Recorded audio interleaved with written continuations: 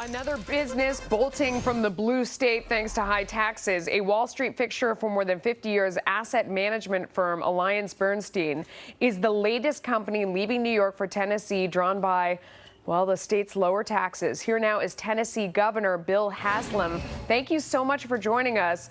Well, thanks for having me on. You've stolen a big company from us with a lot of people, and for very good reason, I have to say. So look at your state income tax, 0 on wages and salary, versus here in New York, it's between 4 and 8.82%.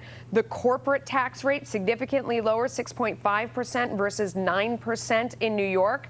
How do you do it? Do you just spend less as a government?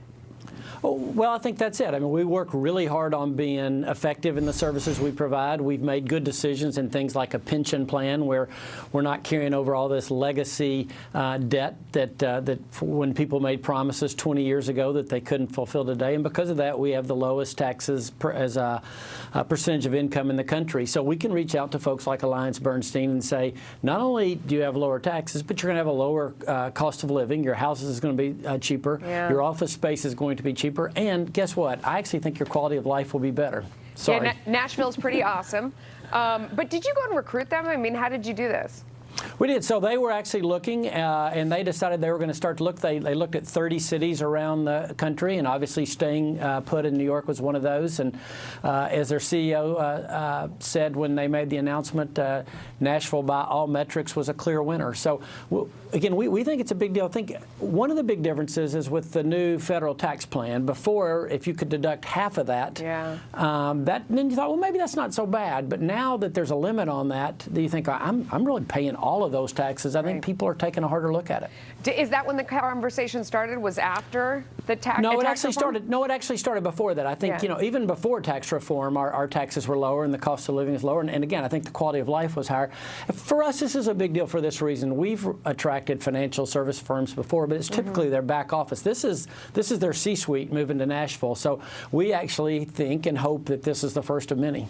Do you have any idea, like over time, do they expect to pay lower salaries? I mean, still net, the person would be making more because the cost of living is so much lower. But that's one thing you hear from people, is that when the company moves to another city, you save initially, but that the salaries aren't the same in the long run.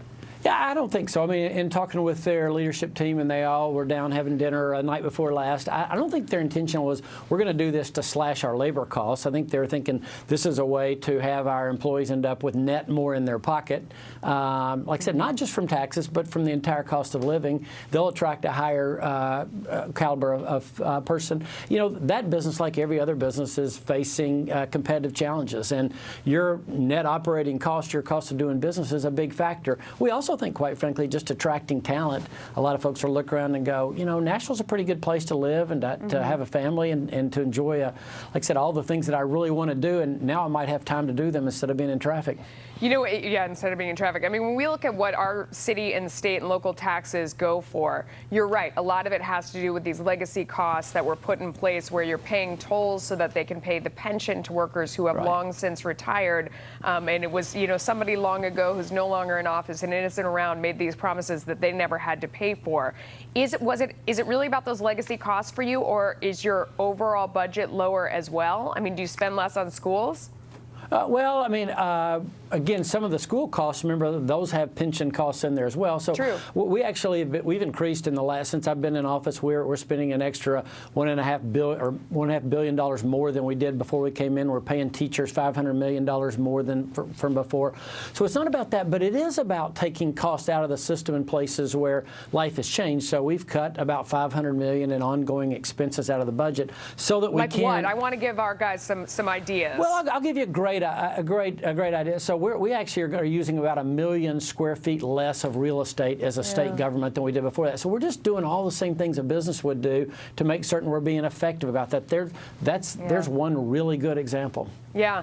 David's next to me weeping right now. New York's a mess. And we just, you got all the right ideas, my friend. Thank you for coming on the show. We really appreciate it. Congratulations to you. Thanks so much for having me. Doing a smart thing. Thank you. Thank you.